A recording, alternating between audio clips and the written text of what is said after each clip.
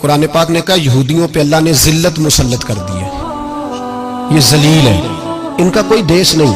ये जहां इन्होंने कब्जा किया हुआ ना फलस्तीन में, ये कब्जे की जगह है और एक मुट्ठी भर मुल्क है, शायद 60-70 लाख आबादी हो इसराइल की। अगर अमेरिका इसकी मदद ना करे तो इसराइल कायम नहीं रह सकता। और इसके गिर्द 12-14 इस्लामी मुल्क हैं। बैतुल मुकद्दस मस्जिद अक्सा मामूली जगह नहीं। हुजूर ने फरमाया 3 सफर करो तो समझना हम इबादत कर रहे हैं। कौन कौन से? फरमाया अगर बैतुल्लाह जाओ तो इबादत समझ के जाना, मस्जिद नबी की तरफ जाओ तो इबादत है, और मस्जिद अक्सा की तरफ जाओ तो ये भी इबादत है। और फरमाया मस्जिद अक्सा में जिसने एक नमाज पढ़ी उसे 25,000 नमाजों का सवाब मिलेगा। और मेरे रसूल पाक ने ये वो मस्जिद है जिसके साथ मेराज शरीफ जुड़ा हुआ है। कुरान पाक ने कहा कि इस मस्जिद में सुभान अल्लाज़ी असरा बिअब्दिही लैला मिनल मस्जिदिल हराम इलल मस्जिदिल अक्सा। मुसलमानों, कुरान कहता है कि तुम्हारे मिराज की शान रसूल पाक की मस्जिद अक्सा से जुड़ी है।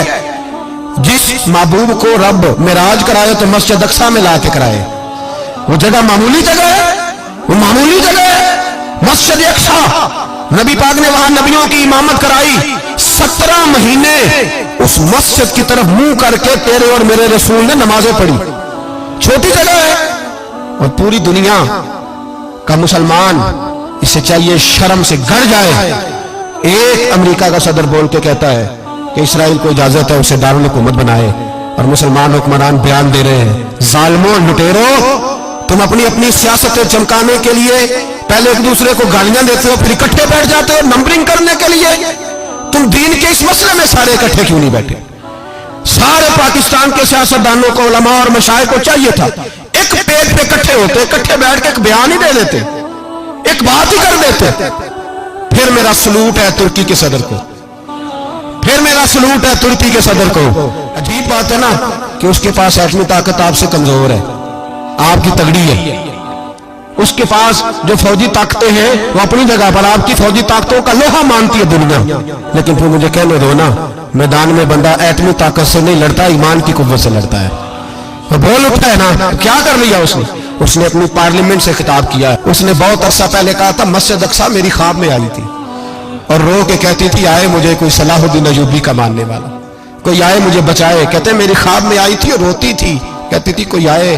और एक शायर ने कहा मस्जिद अक्सा नबी पाक को भी बुलाती है, कहती है एक बार फिर तैबा फलस्तीन में आ, रास्ता देखती है फिर मस्जिद अक्सा तेरा, एक बार फिर से तैबा से फलस्तीन में आ, रास्ता देखती है फिर मस्जिद अक्सा तेरा।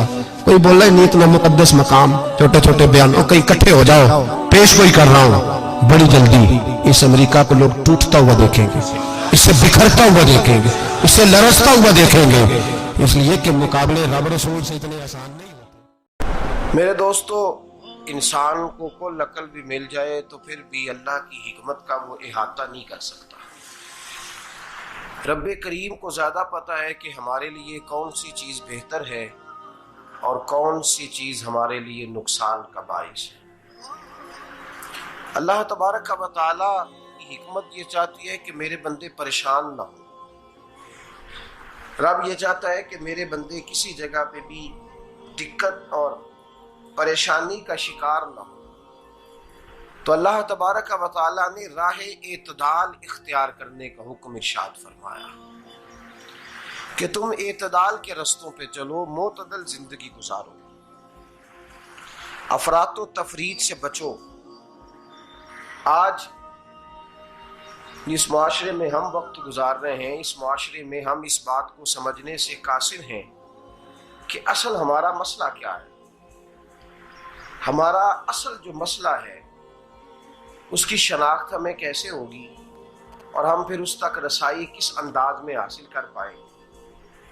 हम हमेशा अपनी आमदन बढ़ाने के चक्कर में रहते हैं।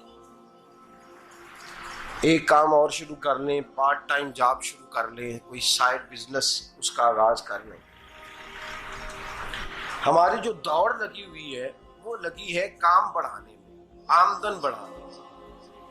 हालांकि इस्लाम हमें ये कहता है कि तू आमदन बढ़ाने के चक्कर में ना पड़, असल बात यह है कि तू अपने खर्चे कंट्रोल कर। तंग इंसान वो नहीं होता जिसकी आमदन थोड़ी होती है। یہ توجہ کیجیے گا میری بات، یہ قیمتی بات ہے اور گفتگو ساری کا لب لباب ہے۔ تنگ بندہ وہ نہیں ہوتا جس کی آمدن تھوڑی ہوتی ہے، اصل پریشان وہ ہوتا ہے جس کے خرچے زیادہ ہوتے ہیں۔ اور ہمارا جو روزمرہ کا نقصان ہو رہا ہے نا، وہ آمدن کے معاملات میں نہیں ہو رہا۔ بنیادی نقص جو واقعہ ہو رہا ہے وہ یہ ہے کہ ہمارے اخراجات زیادہ، اور وہ اخراجات کسی اور نے نہیں بڑھائے، وہ خرچے ہم نے خود بڑھا لیے ہیں اور اب ہمیں اس کا نقصان بھگتنا پڑ رہا ہے۔ اور اگر آپ صحیح معنوں میں ٹٹولیں تو جو بہت امیر لوگ ہیں وہ تو ان خرچوں سے بچ گئے۔ میں نے بہت سارے ایسے ختمات میں شرکت کی ہے، میں بہت ساری ایسی جگہوں پہ گیا ہوں کہ جہاں لوگوں نے بڑا مختصر سا ختم دلایا ہے تو ہو گیا ہے ختم۔ ختم کے معاملے میں کب کسی نے پابندی لگائی ہے کہ اس میں 200 آدمی شریک ہوگا تو تب یہ سال ثواب صحیح ہو سکے گا؟ کون کہتا ہے؟ یا شادی کے موقع پر اگر سارے بہن بھائیوں کو نہ بلایا گیا تو میری شادی پایہ تکمیل تک نہیں پہنچے گی، اس میں برکت نہیں ہوگی، یہ کس نے فتویٰ دیا ہے؟ معتدل زندگی کا اسلام حکم دیتا ہے۔ میں پڑھ رہا تھا کہ ایک بہت بڑا صدر ہے، غالباً سوڈان کے صدر کی بات ہو رہی تھی، تو اپنے بیٹے کی بارات لے کے گیا تو 4 لوگ گئے ہیں بارات، اور 15 لوگوں کا اس نے اہتمام کیا اپنے گھر میں کھانا کھانے کا۔ تو کیا شادی ہو گئی کہ رک گئی؟ تو بھائی راگ الاپنا اس بات کا کہ بڑی پریشانی ہے، کوئی سائیڈ بزنس شروع کیا جائے فلان جگہ فلان جگہ فلان جگہ، تو اصل معاملہ یہ ہے کہ پہلے ایک بندہ کماتا ہے تو پھر بھی گھر ہی چلتا ہے، پھر بڑا بیٹا ساتھ شامل ہوتا ہے تو پھر بھی گھر ہی چلتا ہے، پھر منجلا بیٹا شامل ہوتا ہے تو پھر بھی گھر ہی چلتا ہے۔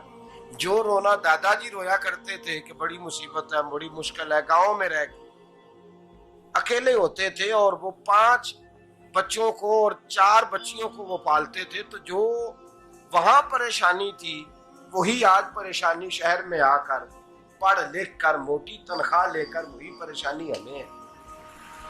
تو میں جس نتیجے پہ پہنچا ہوں اس کو پڑھ کے، قرآن مجید کی چند آیات کو دیکھ کر اور اس مفہوم کی جو حدیثیں کتب احادیث میں پائی جاتی ہیں اور ہمارے بزرگوں نے ہمیں جو مزاج اس حوالے سے دیا ہے، میں اس نتیجے پہ پہنچا ہوں کہ مسئلہ آمدن کا نہیں، مسئلہ خرچے کا ہے۔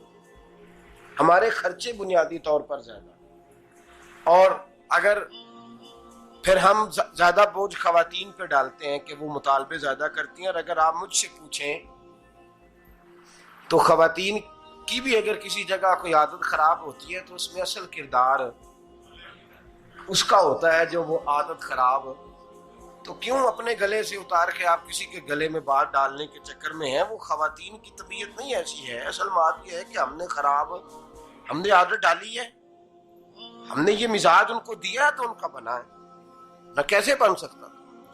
تو اعتدال جب تک زندگی میں نہیں ہوتا، پانی پیاس بجھاتا ہے لیکن ایک گلاس ہی ہو تو پیاس بجھاتا ہے، بالٹی کو منہ کو لگائے گا تو کپڑے بھگو دے گا اس کے۔